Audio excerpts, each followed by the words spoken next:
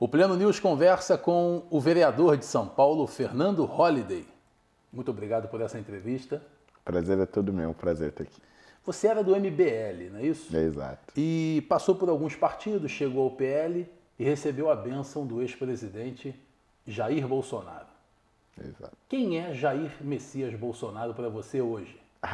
Essa pergunta é muito boa. O Bolsonaro, para mim, é uma relação complexa, porque eu já tive momentos mais próximos, momentos mais distantes. Hoje, graças a Deus, próximos novamente. Espero que continue assim para sempre. Mas ele representa para mim hoje principalmente esperança. Pelo menos é essa a sensação que eu tenho. Principalmente porque lá atrás, quando nós ainda lutávamos pelo impeachment da presidente Dilma, quando eu ainda fazia parte do MBL e não tinha mandato, era um completo anônimo, era muito difícil encontrar deputados que entendessem o que estava acontecendo nas ruas. Quer dizer, tinham pessoas se manifestando, indo para as ruas contra o governo, contra o PT, querendo a derrubada da então presidente, e a maior parte dos deputados e senadores se diziam de direita, ou melhor, nem se diziam de direita, né? Se diziam de oposição, achavam que a gente estava lá de maneira geral, é contra a corrupção, é uma insatisfação em geral. Não, era algo contra o PT, contra a esquerda. E o Bolsonaro foi o único que naquela época entendeu isso de primeira, né? E passou, de certa forma, a embarcar nos movimentos e a ser uma voz do povo que estava nas ruas dentro do Congresso Nacional. O tempo passa, ele se elege presidente e a gente começa a passar por um período de dificuldades, né? Com o aumento de poderes do STF, com restrições à liberdade de expressão, etc. E mais uma vez ele se torna esse canal de esperança, porque primeiro conseguiu ser eleito sem recursos, sem estar na máquina, sem ser um candidato do sistema, e segundo porque passou a dizer e a fazer tudo aquilo que nós ansiamos durante tanto tempo. Então eu acho que tanto o Fernando Holliday lá de trás quanto o Fernando Holliday de agora enxerga em Jair Bolsonaro esperança. Sim, perfeito. Qual é a tua avaliação? Você fez parte do MBL, como você falou, e o MBL parece que sofreu uma transição. Sim. Como é que você avalia o MBL hoje? Olha, o MBL ele se perdeu, né? Eu, em determinado momento, também me perdi junto com eles. E aqui eu acho que é válido fazer retomar essa linha do tempo. A gente lá no começo, 2015, 2016, luta pelo impeachment da Dilma, fizemos as manifestações, etc. Nesse período estávamos todos ali juntos com Bolsonaro e tal, tinha MBL, Vem Pra Rua, Revoltados Online, né? Bia Kicis também já participava dos movimentos naquela época. Só que depois que o Bolsonaro assume o governo, começam a ter umas pequenas divergências sobre políticas de governo, projeto de lei e tal, até aí tudo bem. O problema foi quando o Moro saiu do governo, fazendo diversas acusações e tal. E nós, e aí eu me incluo, tomamos as acusações do Moro como verdade. E aí passamos a romper de vez, mesmo com o governo Bolsonaro e tal. E aí é da onde tiram, né, ressuscitam vários vídeos meus dessa época, fazendo críticas duríssimas ao Bolsonaro, aquela coisa toda. Acontece que o tempo passa. E as acusações do Moro se demonstraram falsas, quer dizer, não havia prova, nada, não havia tentativa de interferência na PF, não havia crimes, não havia nada, era uma narrativa na qual ele se enganou, tanto se enganou que depois ele voltou a apoiar o Bolsonaro em 2022. Bom, quando eu percebo que nós estávamos errados, que as acusações do Moro não faziam sentido, eu começo a falar internamente no movimento, olha, nós falhamos, nós erramos. Todas as críticas que nós fizemos ao longo desse um ano e meio, não deveriam ter sido feitas. Né? É hora de voltar atrás, pedir desculpas, reconhecer os erros e tentar buscar uma união, porque logo vem as eleições de 2022 e de novo vai ter PT e Bolsonaro. Na época ainda não sabia se o Lula seria ou não candidato. E aí eu vou ficando cada vez mais como uma corrente minoritária. Saio do MBL e ainda não sabia como fazer esse reconhecimento, né, de erros e tudo mais. E aí vem as eleições de 2022 e aconteceu o óbvio, né, PT e Bolsonaro, e óbvio não tinha como a gente tomar outro caminho. E aí eu acho que é onde o MBL se perdeu de vez, porque aquele era o último momento para você reconhecer que errou e que o único caminho possível para a liberdade do nosso país e a nossa democracia era a defesa da candidatura de Bolsonaro. Foi o que eu fiz, me tacaram pedras, me xingaram, outros até hoje fazem isso, mas pelo menos naquele momento crucial eu tenho a paz de espírito de dizer que eu estive no lugar certo, no lado certo.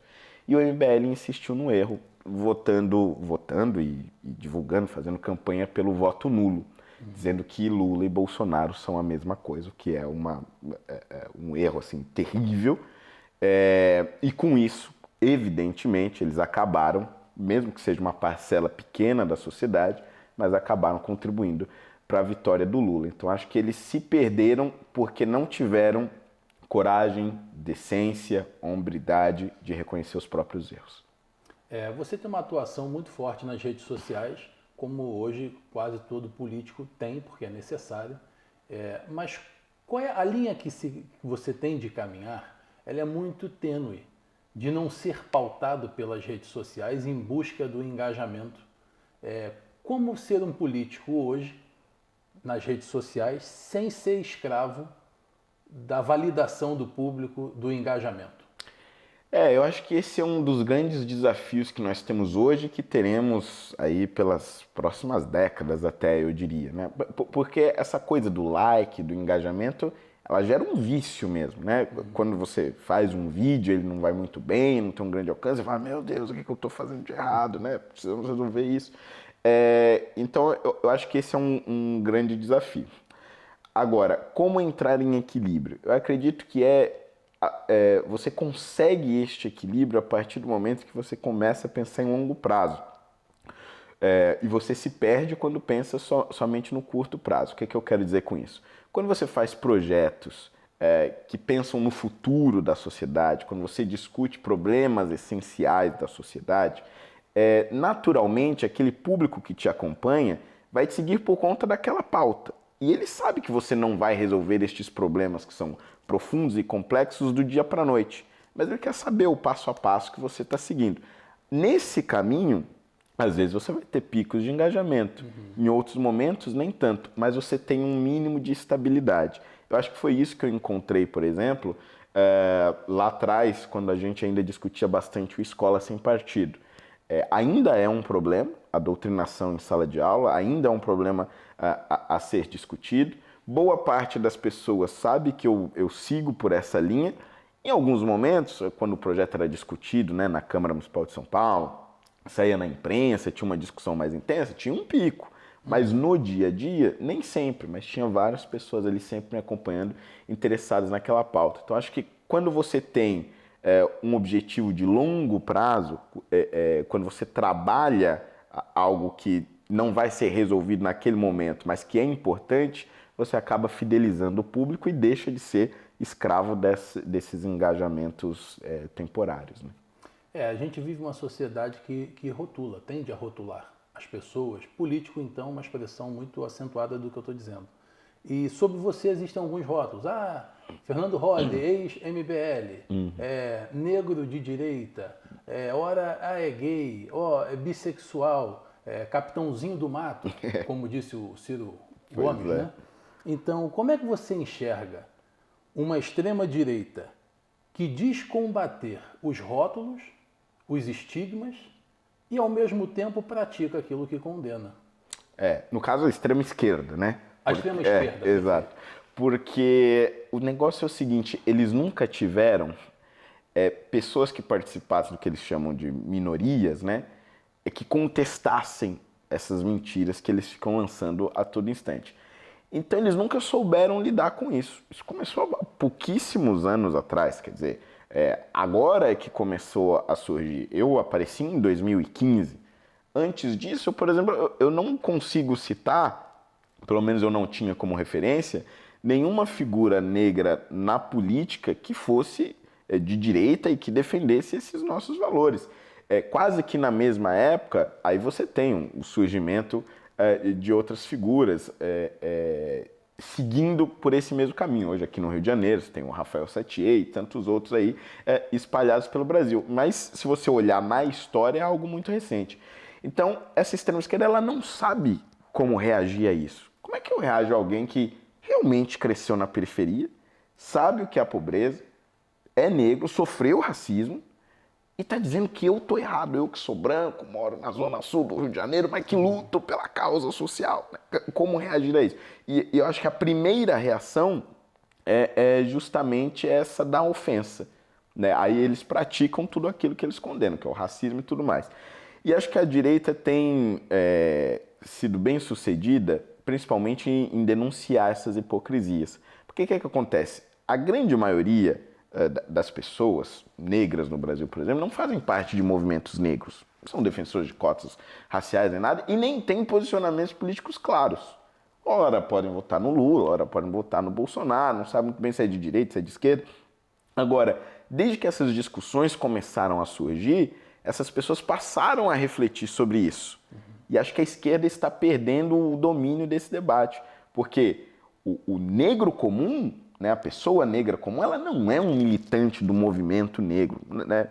Boa parte de pessoas homossexuais não são militantes LGBTs da causa LGBT, que aí já é uma outra face, né? Esses daí eles tentam demonizar a religião, mas especialmente o cristianismo, como se todos os cristãos quisessem matar pessoas gays ou coisas do tipo. E a maior parte dos homossexuais não são assim, não pensam dessa forma. Então acho que a direita está ajudando a desmistificar esses fantasmas, esses espantalhos que foram criados no debate público, e a esquerda, como reação, vai para a ofensa baixa. Mas aí a gente tem resultados positivos, como por exemplo no caso do Ciro Gomes, que me chamou de capitão do mato, foi condenado a me indenizar. Você teve outros casos também ao redor do país. E aí, com isso, acho que a gente vai diminuindo o domínio deles nesses debates e esses rótulos, né, de é negro, é de direita, é bissexual, é de direita, não sei o quê, eles vão sumindo, porque no fundo não importa. Quer dizer, não importa qual é a minha sexualidade, a minha cor, importa o que eu penso, importa a minha história, importa a diferença que eu faço na sociedade. E essa mensagem é que está prevalecendo hoje em dia no Brasil, eu acredito. Guilherme Boulos está empatado tecnicamente com o atual prefeito de São Paulo, Ricardo Nunes. Mas ele tem um estigma, ele tem sobre ele a pecha do movimento dos trabalhadores sem teto. Então essa nuvem que paira sobre Guilherme Boulos vai conduzir, vai participar da vida política dele, eu acredito que para sempre.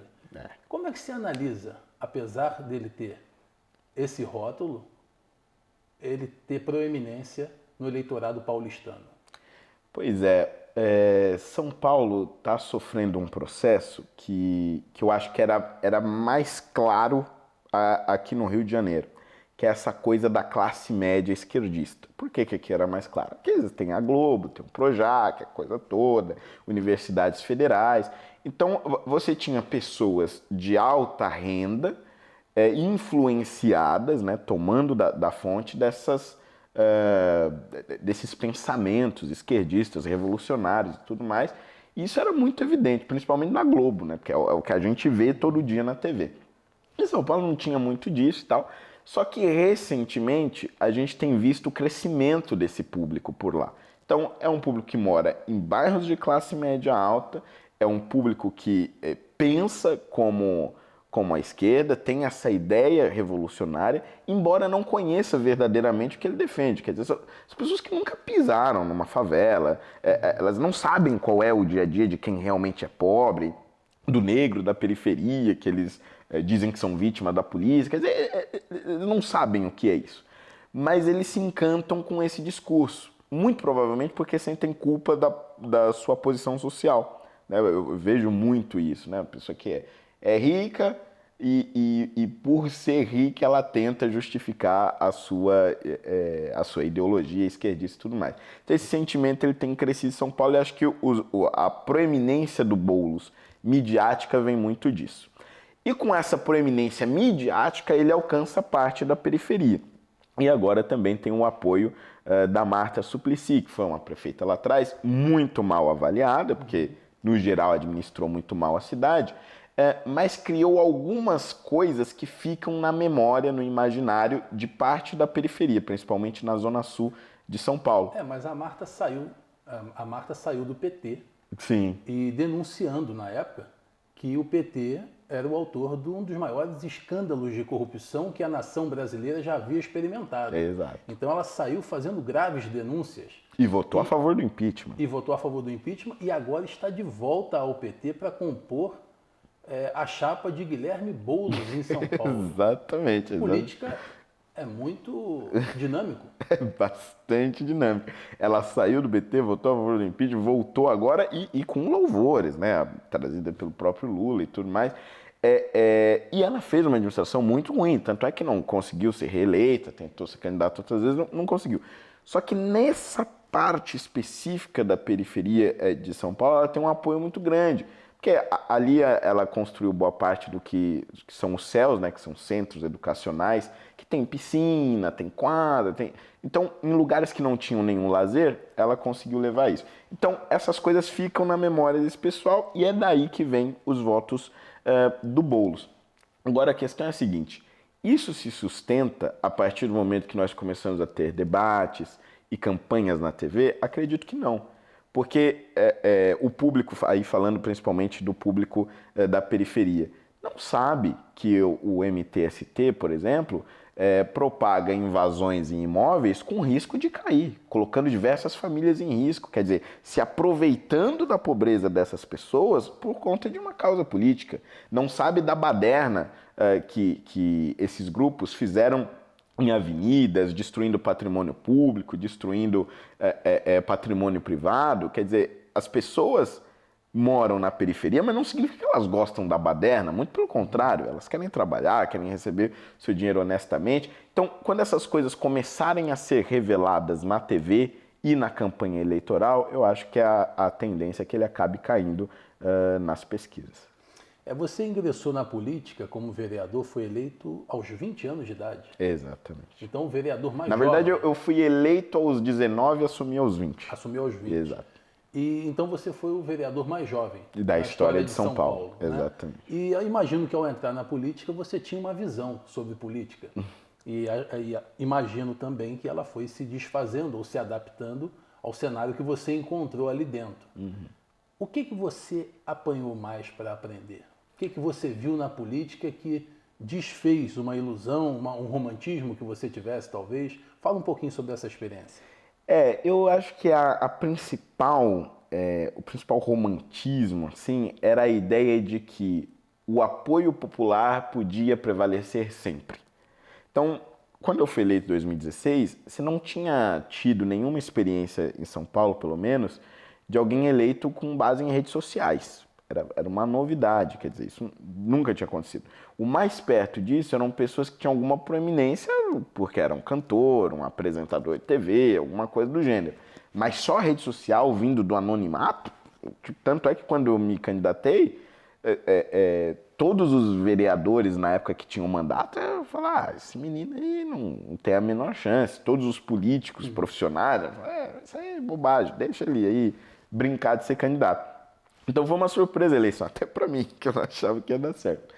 Então quando eu cheguei lá, o que eu tinha na minha cabeça? Bom, eu fui bem votado, tinha sido 13º, se eu não me engano, fui muito bem votado, sem ter base nenhuma, sem ter dinheiro. Minha primeira campanha custou 50 mil reais, só para se ter um parâmetro, né? A média dos gastos para se tornar um vereador de São Paulo é 900 mil, 1 milhão. Eu com 50 mil consegui. Então o que eu pensei? Bom, acabamos de sair do impeachment da Dilma, eu fui eleito através de uma novidade, que é esse voto das redes sociais, tenho muito apoio popular, represento a direita que está num crescimento enorme, então é este apoio que vai me fazer avançar com as pautas aqui dentro, custe o que custar. O povo me garante. Exato, na marra. E não foi bem assim. Né? Cheguei lá, um dos meus primeiros discursos, inclusive, foi algo do tipo, não estou aqui para fazer amigos e os corruptos que se escondam porque eu vou caçar cada um de vocês. Foi uma coisa meio assim e tal. E óbvio que todos os vereadores ficaram revoltadíssimos. Quem é esse moleque? Ele pensa que é, não sei o quê. E não fiz amigo mesmo. Aí tentei na marra. Era post na internet, aí o vereador votava contra e tome-lhe post contra o vereador. E nada andava. Nada andava.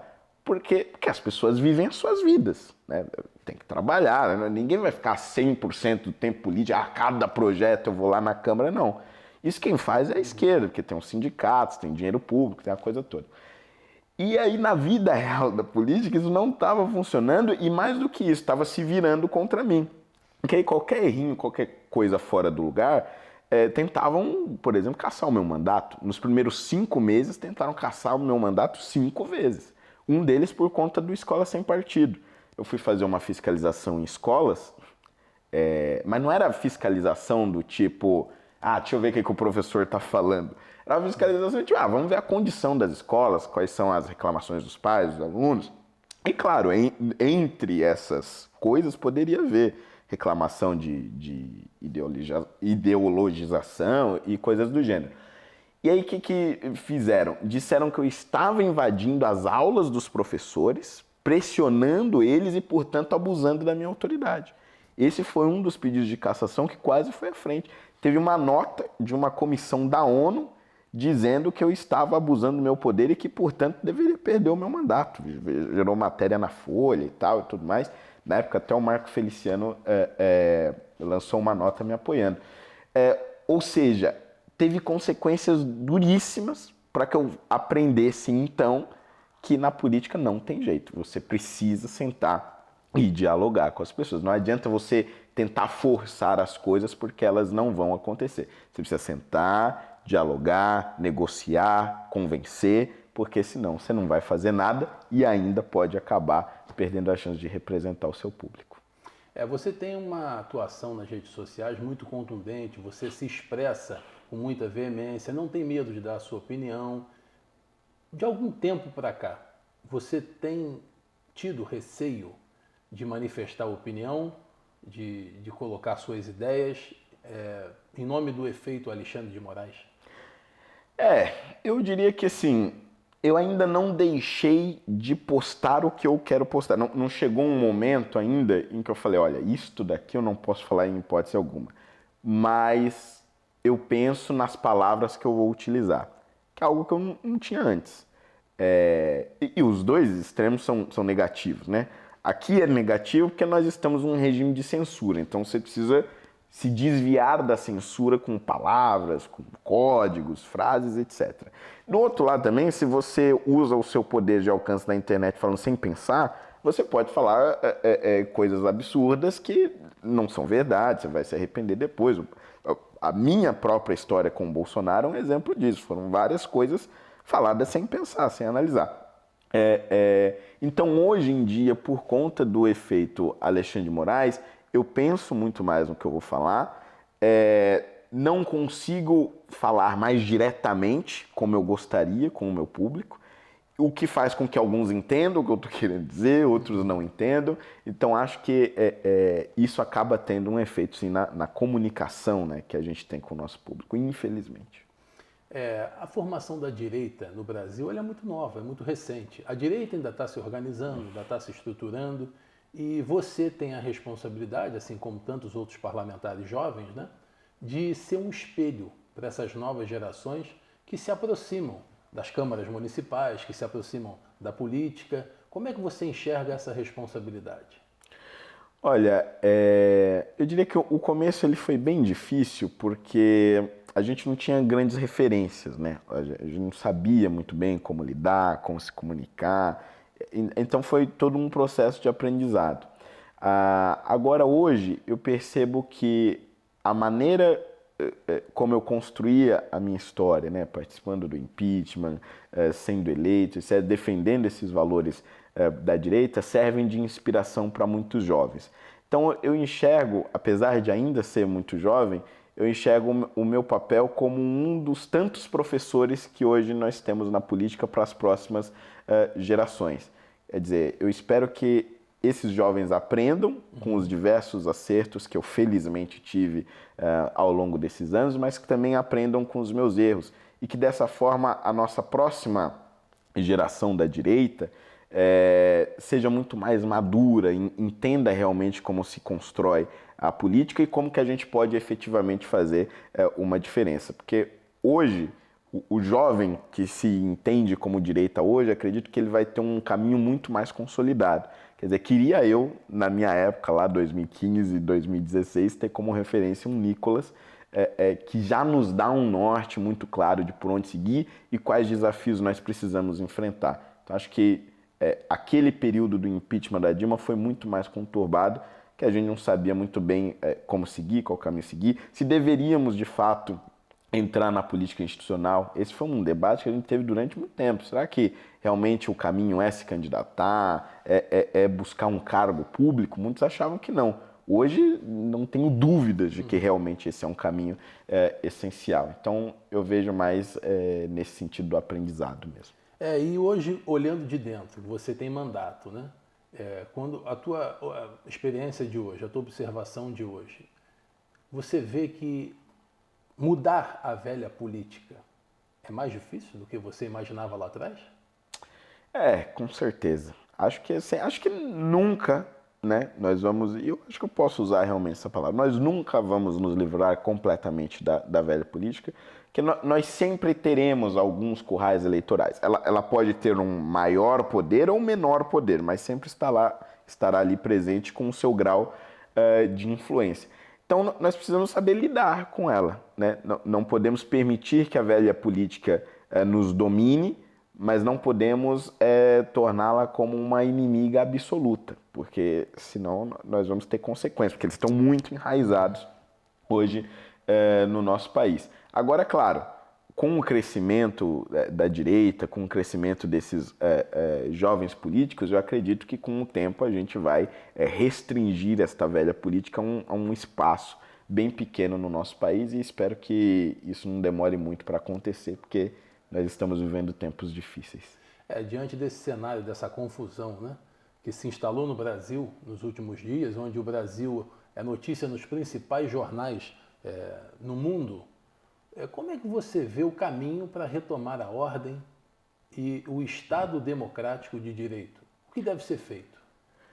Olha, eu sinceramente acredito que com o Congresso que nós temos hoje, vai ser muito difícil nós retomarmos a normalidade ainda neste mandato. Porque apesar da gente ter conseguido eleger inúmeros deputados, vários senadores de direita, nós ainda não somos a maioria naquele Congresso.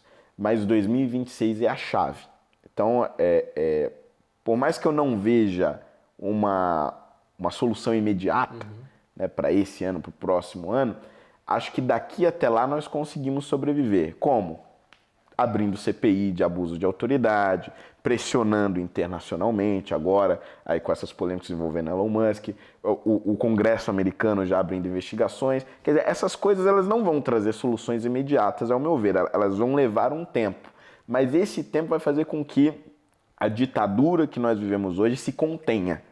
E enquanto ela se contiver, é o momento para a gente se preparar para eleger principalmente senadores em 2026, porque nós vamos renovar 2/3 do Senado, e acho que com um Senado diferente, com um presidente do Senado que seja nosso, a diferença vai fazer com que a gente retome, aí sim, definitivamente, o Estado Democrático de Direito e a liberdade plena de expressão. Fernando Holliday, no Pleno Ponto News, muito obrigado pela entrevista. Eu que agradeço. Continue acompanhando o Pleno Ponto News, jornalismo com credibilidade.